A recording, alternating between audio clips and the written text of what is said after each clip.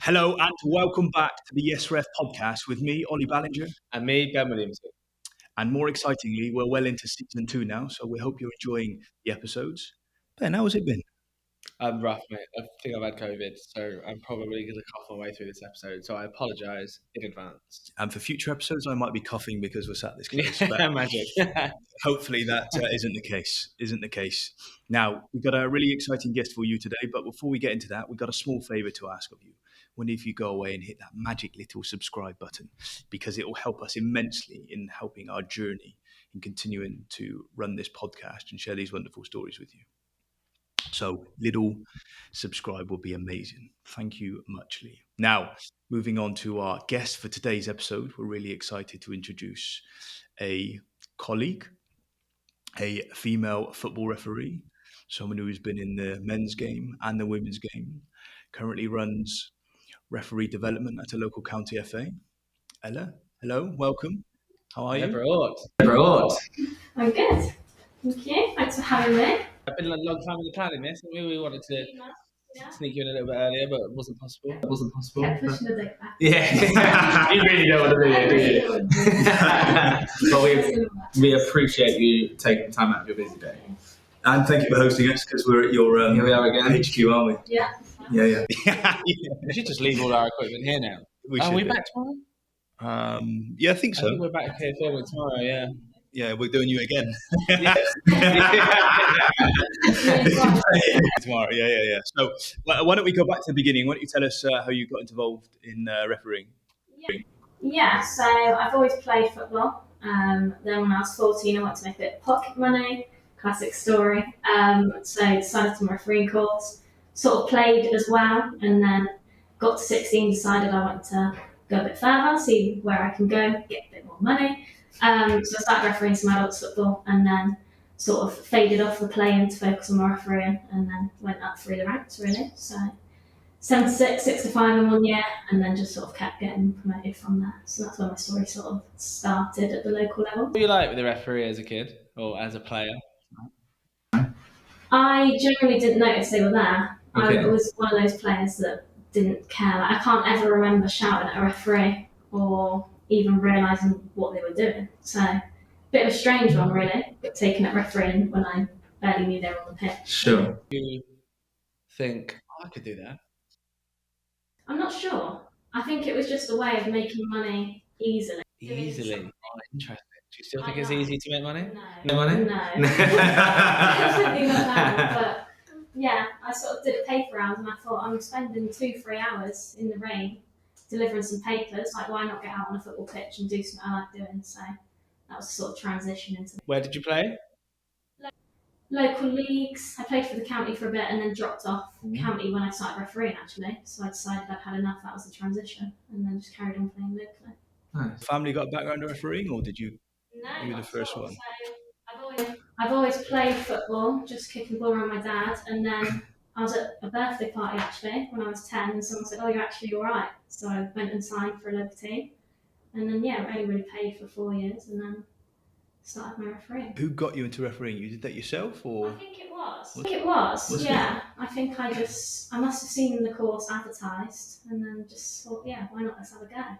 Dad, give us some money. Go on this. I'll go and have a go on this. You were my tutor actually on the course. You probably don't remember that. Was You I? were one of my tutors, yeah. Sorry about that, Ella. Well, excuse me. We now see how high she is in the game. Clearly, I had some kind of impact, right? You could have binned it off really early. Oh dear. Where was that? Wiltshire FA. It was when it was 2.5 days. I was on Bewley's course. We were on the same course. Oh, I'm observing him next week. Yeah, you have to reminisce. Yeah, I'm not doing it. I normally remember. What year was that? 2017. What are we now? 2024. 7 years ago. I wonder how many people I've actually might have tutored. I thought about this the other day.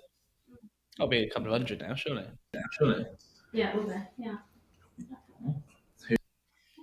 Who's got the highest? Oh, I don't know, mate. I don't know. Did I do Sam Allison's course? I might try and take a little credit for that. Yeah, maybe I did that one. Yeah. Oh, my goodness. You touched on something there that I really want to talk about. Your dad. In a nice way. So, your dad is one of your biggest fans, isn't he? And your nan. I remember watching you referee or mentoring you at Swindon New College, Swindon Supermarine, fairly early in your refereeing career. How influential is it, or how much has it helped or potentially hindered you having your dad so close to your refereeing? I think it definitely helped in the first few years because I wasn't old enough to drive or anything. So if you don't have that support, you can't really get to your games. Now he doesn't come as much, to be fair, but look, when I started adults football, it sort of helped and hindered. It helped because he was there to support me if someone shouted at me. However, he didn't like people shouting at me, so that's where it hinders a bit because he'd often say stuff and it'd be me going in the car having to go on the way home. Having to go at him and not the guy that originally shouted. You need to stop shouting, but yeah, I think it definitely helped to have that support there because I don't think I'd be doing it now, to be fair, if he didn't help me when I was younger. In terms of confidence and stuff. So, yeah, I think it definitely helped. If he started shouting at players now, I don't think I could be as thankful, but luckily he doesn't do it as much anymore. I certainly never had that. I don't know if you did. I remember you said you used to get your little bike and go to games. Yeah, I mean, don't get me wrong, my mum and dad were very supportive, as were my gran and grandpa, but I rode my bike everywhere. So it was all, and I'd probably ride up to 10 miles to a game. Even Sunday morning, I'd go and ride 10 miles to. No, in the pouring rain, like it is today, leave me bike by the goal. I dread to think what the players thought of me, but yeah, there was something about the independence of being able to go and do that. That was really. It was definitely when I started driving, I wanted to get my test done as quickly as possible for that independence piece. But even after I passed my test, I wouldn't let him drive me to games. It was always, if he was coming with me, I would drive or I'd meet him there. So I think that is that independence piece, as you. And even now, I see that he, if you've got a TV game or whatever, he's always posting where people can find your game and stuff, which is really sweet, isn't it? I do wonder if anyone actually clicks on it. Makes him feel special, doesn't it? Yeah, I think that like solid support. Like he has always been there, isn't he? I just think it's really nice, and it's probably relates or resonates with a lot of our listeners that have that same sort of support network. Yeah. Does that take you into the role that you're in today? Yes, it's a slightly different approach actually. So I was on the youth council for Wiltshire.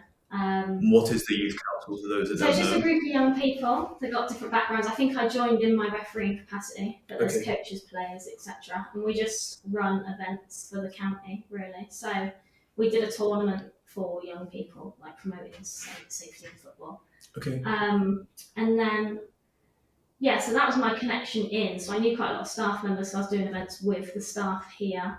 And then a job came up, and I was at the COVID year in school, so did have my A-levels cut short.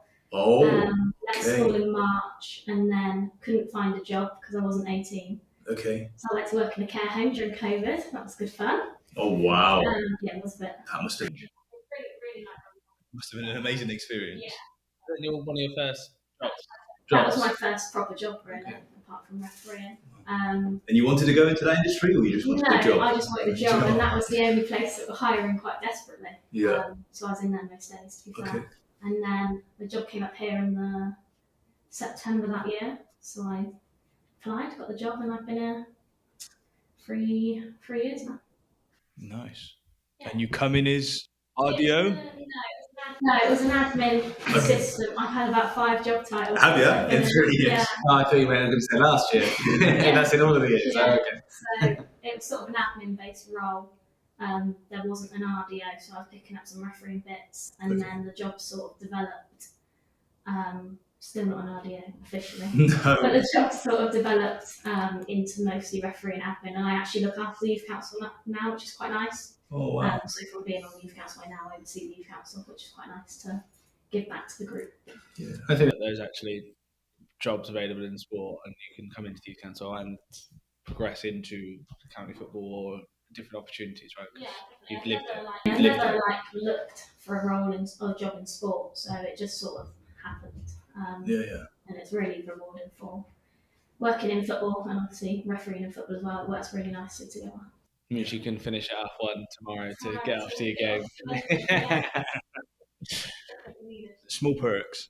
What's the what do you love about your job? I think it's my favourite thing is watching other people develop. Okay. So supporting them with their development, or recruiting someone on a course and then seeing them progress through. So we were joking with Ben before, but it's actually quite rewarding to see people doing well in refereeing. So for me, that's my best element. Okay. There's all the admin bits in the background, but that's not why you do the job. You do it to help people progress. So that's my ultimate thing, really. What's been your biggest achievement so far in your role? Well, that's a question. I think the female-only referee course we did is probably the highlight, because when I started refereeing, there was maybe 5 female referees in the county. My dad asked me the other day, actually, he was like, how many do you have now? I'm thinking probably 40 to 50. Wow. So that just shows in That's 3 great. years how many we've managed to recruit. And keep, more importantly. And keep, yeah. So we obviously did that course which filled, and I was very shocked that the course filled. I was only expecting... Is this the one at Swindon Foundation? Yeah, right. You kept saying we. I was like, God, is this not that? Yeah, I do remember. So I was hoping for maybe 12, and we filled it with 24. So for me, that was a great achievement. And then, just every single course we do, you see 1 or 2 girls, whereas before it was very, like, I was the only female on my course. So it's nice to see more of them getting involved. Yeah.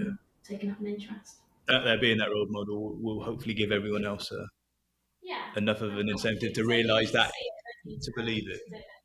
Yeah. And you've got more female ones on the horizon, or not? I haven't planned one, but Okay.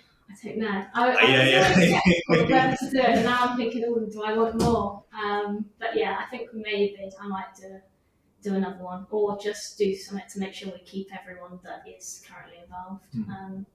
So I was doing the final appointments the other day, actually, for the Girls' Cups, and I had too many girls to choose from. Really? And I was like, why am I in this position where I'm struggling? Yeah. Also a great problem. Yeah, to have too many people to do it. So that was a bit strange. I can imagine, yeah, but a very welcome thing.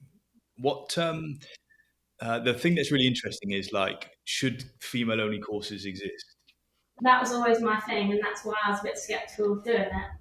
But I think girls like to work collaboratively, because on that course you couldn't get them to shut up. Really?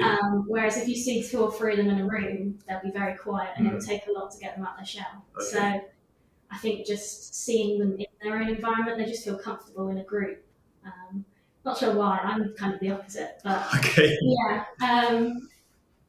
we shouldn't have to do it. I think it will get to the point where it will just bleed. Yeah. I think it obviously worked. That's cool. In terms of recruiting that large number. So awesome. It's worthwhile doing. What does the pathway look like for women, or for females, should I say, like when they start refereeing? Yeah, so when I started, it was just the male promotion pathway, but I don't know when it was introduced, but there's now 2 promotion pathways, so anybody can do either one, but it actually helps doing the female game because there's less steps to get to the top, there's less levels of... I can relate to that in foot now. So you can, if you work hard, you can get to the top quicker, and there is less steps to take. So I think for them to see that they could maybe get to the top in, say, 5 years, that's like no amount of time. So if they want it, they can do it. Yeah. So, it's definitely an eye-opener. Sure, and like, do a lot of is it more young females? Tends to be. The majority tend to play as well. Okay. So that tends to be the stepping stone in. Okay. But you get the odd few that are coaches, and they're just doing it to sort of open up their skill set into refereeing whilst they coach. Yeah. But it tends to be younger ones. Do you think that the younger female referees, that you say they play as well, is it harder? Do they generally want to go and referee female football? Or are they quite happy doing the underage, like the younger age mixed football? They'd feel more comfortable doing female football to start with, but if they were to do boys football or mixed football, they tend to do the younger age groups as opposed to going in at those under 13s, 14s. They'll go in at 11s, 12s just to build that confidence. But I think it is a confidence thing. Like, some of them will have great confidence and they'll go on and do it really quickly.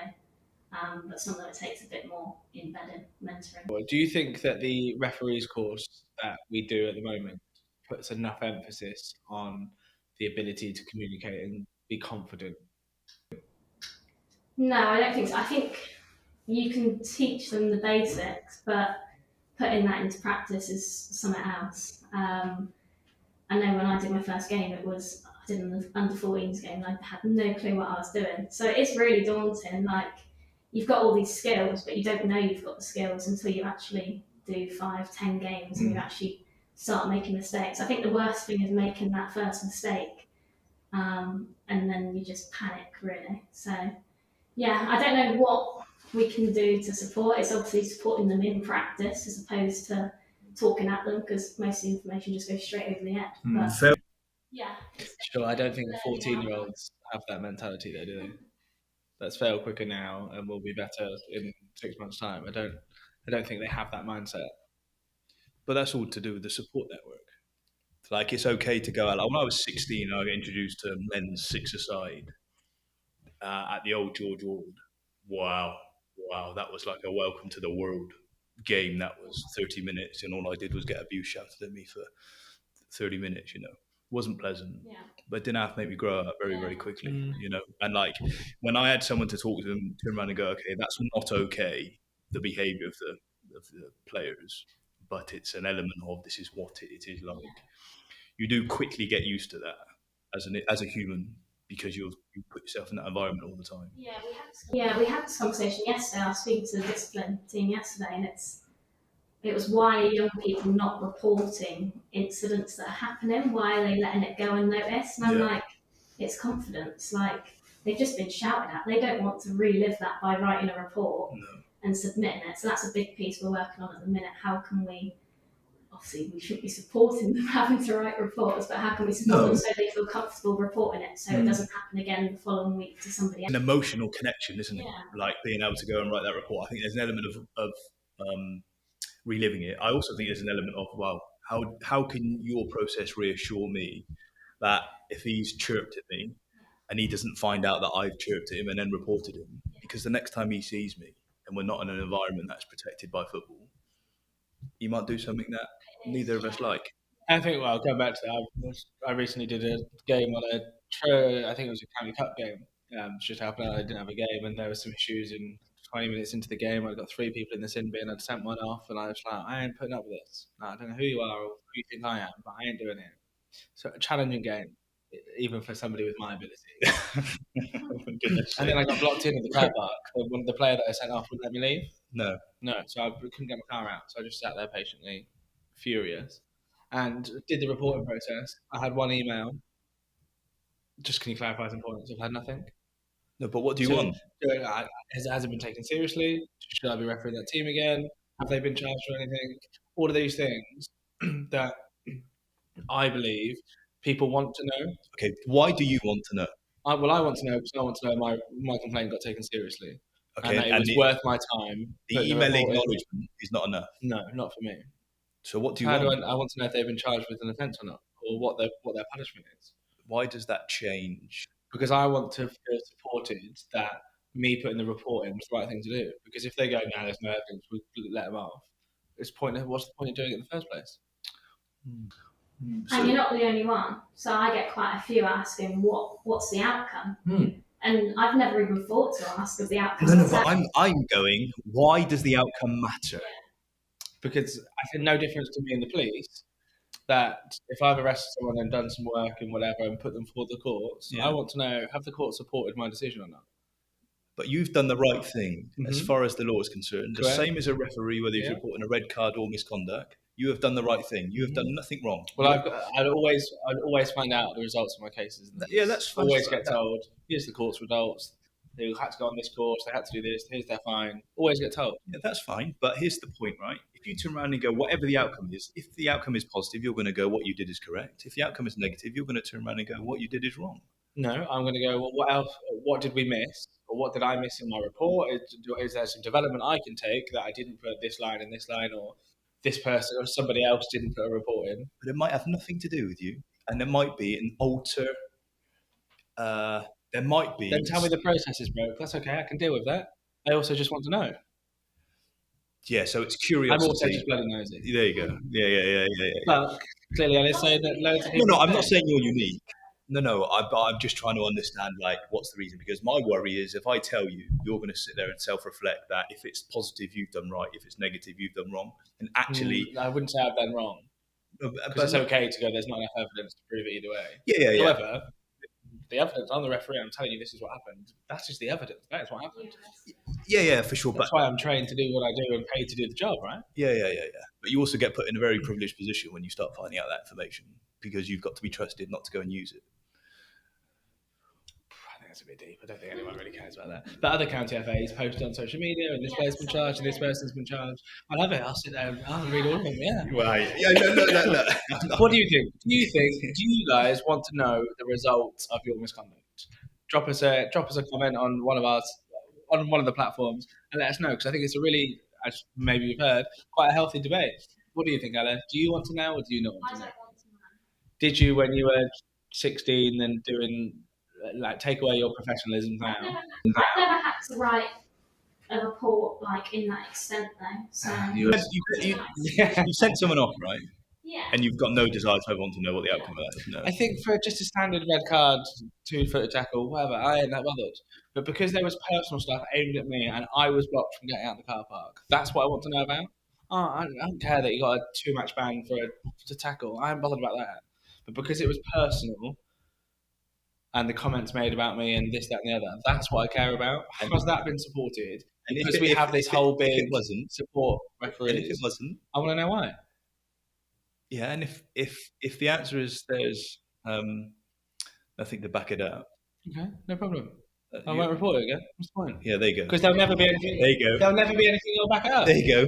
That's the problem. We don't want to stop you. I say we. I'm talking about we don't ever want to prevent someone doing that. And if giving you information stops you doing it in the future, that is a big problem. Well, then you for should sport. take it seriously. Maybe there is a reason as to why it didn't happen. I think we should, because we can talk about this for a long time. Going back to your job, you spoke about the highlights and your biggest achievement. What is the challenge with your job? I think the challenge when I first started was the old views in terms of the older generation's views of referees. But Okay. I think we've shifted a really long way in 3 years. Okay. I'm working really collaborative with our leagues, which before was unheard of. So I think it's not hard.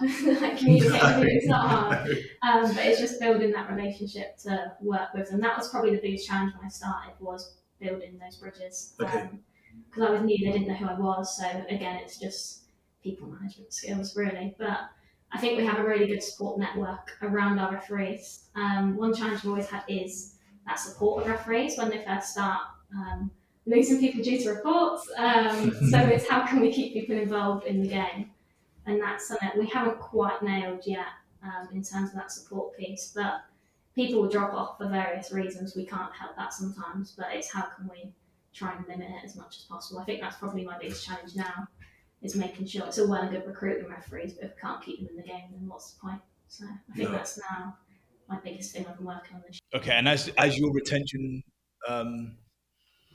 well, it's probably a tough time period given that COVID was smack bang in the middle of it. But like, has retention got better or worse in working? So I started as we were in it. Okay. So our general stat was we lost about 100 every year. Okay. And it has gone. It's less now. So it does seem to be improving, but I think it was a bit of a weird time. So yeah. I think we're getting better. Okay. We're definitely seeing the increase. But I think it's more now for me, the people doing the course, it's making sure they stay involved, because we've got referees that have been refereeing for years. Mm-hmm. They'll automatically register, so we don't need to worry about them. They're going to register. It's those that maybe haven't done it before that we need to focus on to make sure they know they even have to register in the first place. Or support them to make sure that they still want to be involved, I think is the main thing. Yeah, and even registering and doing 2 or 3 games a year isn't enough. Yeah, it's just keeping involved. It's a question I also get on course. It's like, how many games do we have to do a year? It's like, well, that's your choice. You can do one a month, but that's great. It's 1 game covered a month. So yeah, for me, it's just getting as many games fully covered as we can in the county. Yeah. Which again, I think we're seeing an increase, definitely in the cups we are. But leagues still seem to be struggling, especially the youth leagues, and getting all those fixtures covered, just because of the number of teams now. I think there's so many teams, so many people playing football. Yeah. Refereeing sort of a bit behind, I guess, in terms of lots of our referees play football as well, which doesn't help. They'll choose playing over refereeing any day. So, and I can't force them to referee. I would do the same. I would choose to play.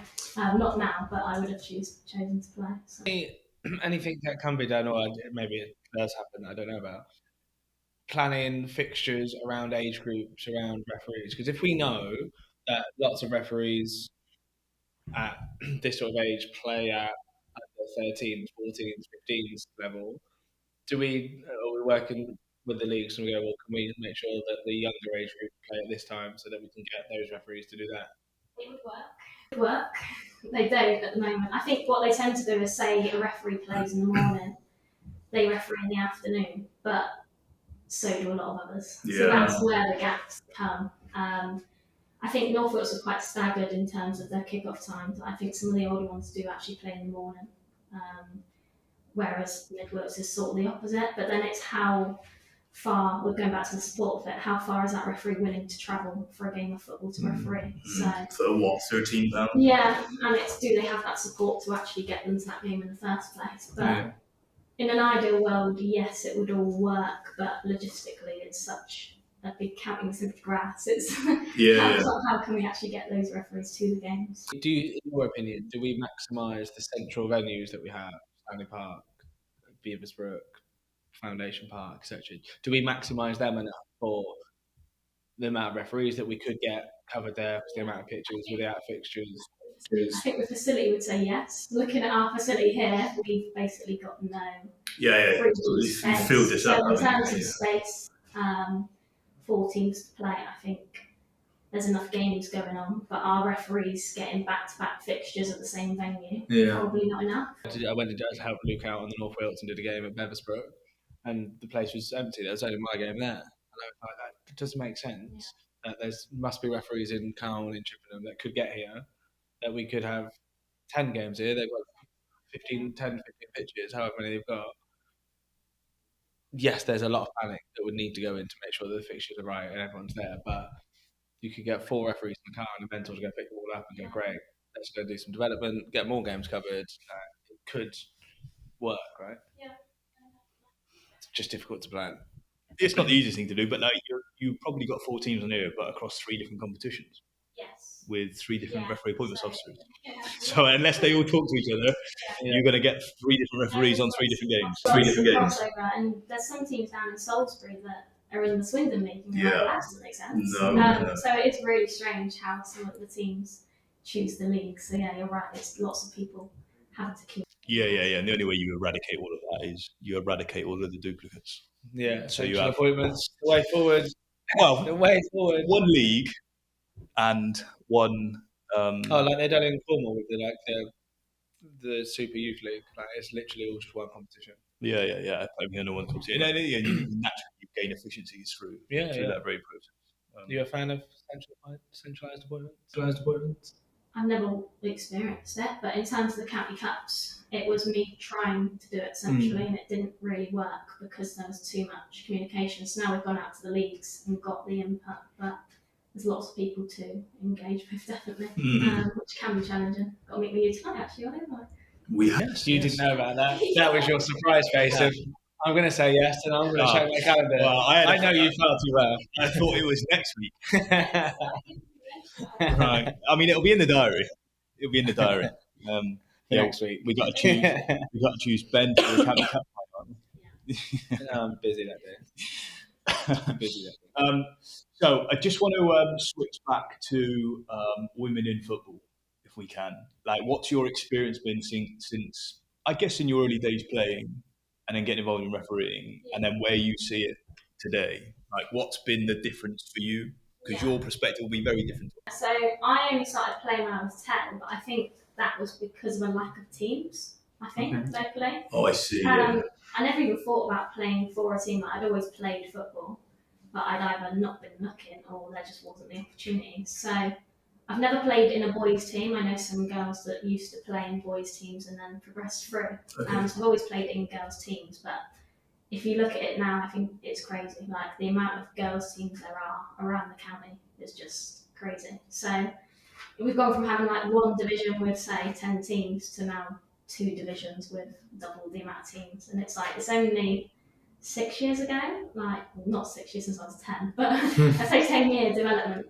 It is crazy to see how far it's come with the amount of girls getting involved playing. Yeah.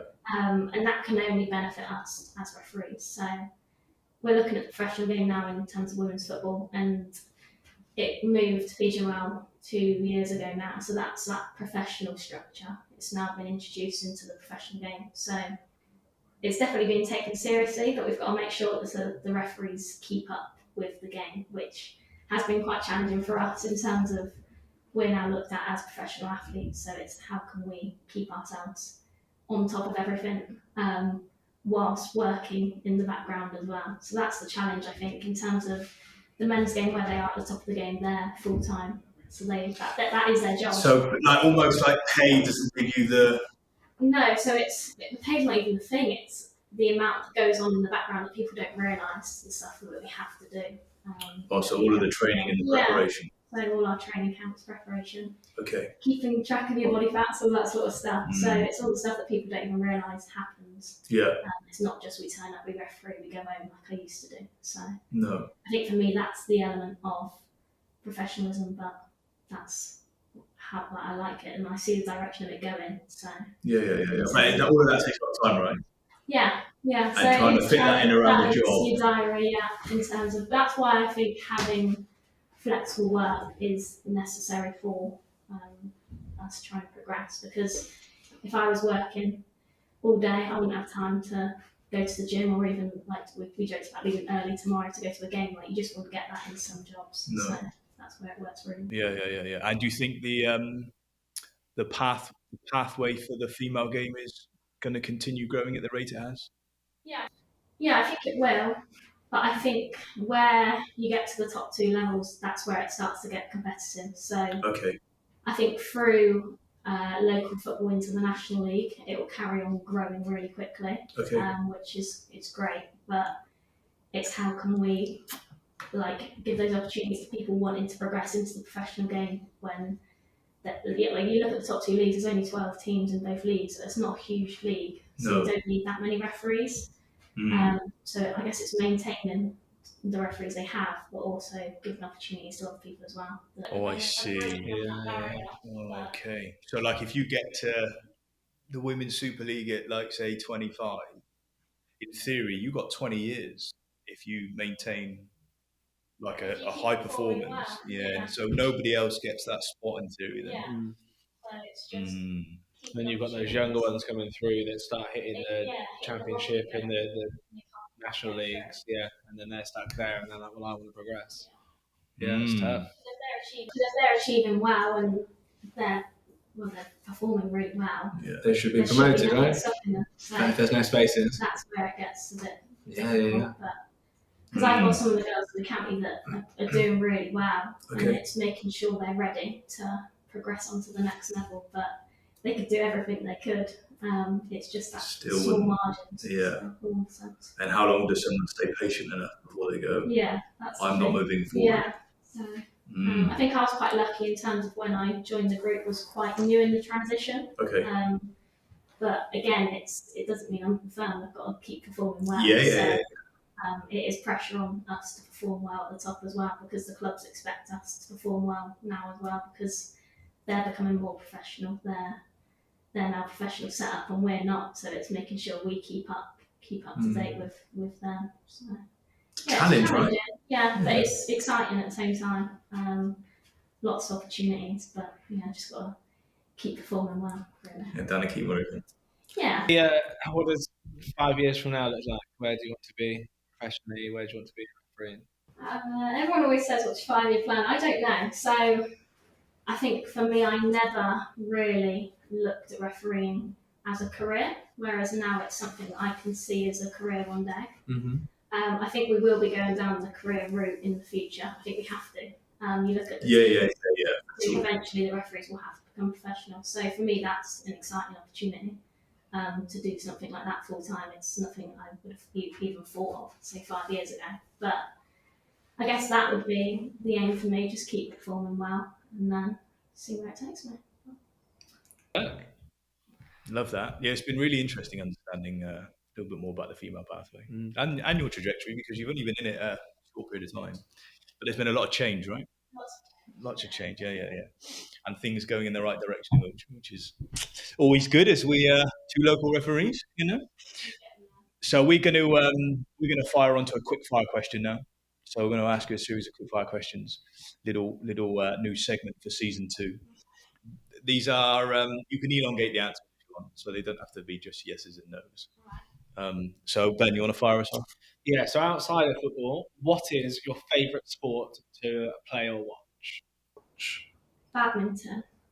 Oh, tell us more. Why? Not to watch, to play. Right. I don't know. I just like it. It's just quite fun. Quick, it's nimble. Yeah. Get to take some anger out of the shuttle. Yeah, I used to do it with Play for school. county? No, I used to play for school, so we used to go to like competitions and stuff. Oh, okay. So, never doubles though. No? No. Singles? Yeah, because What's the I like. problem with doubles?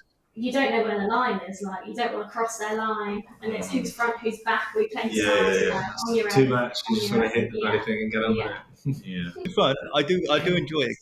Yeah. It's been a while since I played myself, but it's a good laugh.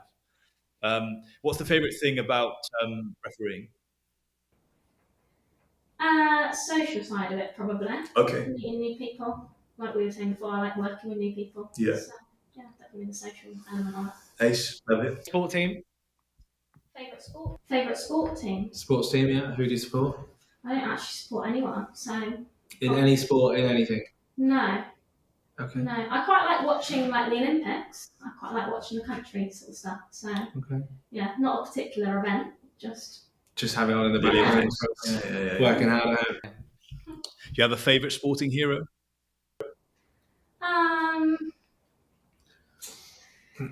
No, not really. I'm quite a boring person. I used to I wouldn't say you're boring. Don't put yourself in. I used to like Joe Cole, football player. Okay. I don't know why. Okay. I really don't know why, but he was my sort of hero, I guess. Growing up, and Petr Cech. My dad was Chelsea. Okay. So this was like the Chelsea Okay. days. Yeah. So makes I guess sense. they would be. Nice. What do you love most about football? It's you never see the same thing twice. I don't think you can see the same thing twice, but you always see different things. Like in a game, it could just be flat line, and then suddenly it will just go crazy. So I think it's that element of expect the unexpected. I quite like that. Keeps me on my toes. Yeah. And your biggest sporting achievement to date? Probably was my promotion into the women's game now. So yeah, and then my first championship game was kind of the highlight. The recent. When was it? Start of last season. Okay. And it was Palace against Lewis. Okay. I think. At Palace? Yes. Nice. Yeah. Selhurst Park or the training room? Or do they play elsewhere? I can't remember where it was meant to be Selhurst Park, but the men had a game, so Okay. it was at the 3G. I can't remember where it was. Yeah. Nice. That concludes the quickfire questions, so you can relax now. We got no more coming in your direction. So I just want to say thank you. I really enjoyed chatting to you and understanding a little bit more about your career, what you do here in Wiltshire, and the women's pathway. It's been fun. Yeah. Very interesting. And we had a little debate about discipline, which was interesting. Yeah. I'm going to follow you in. I'm going to ask questions. I want to know. Yeah. We'll see what our users users. I say Please users. do let us know. Is it just me that's really nosy, or do you like to know too? And if you do like to know, why? Because he'll get upset if we don't find out. Thanks very much, and we look forward to sending you another episode soon.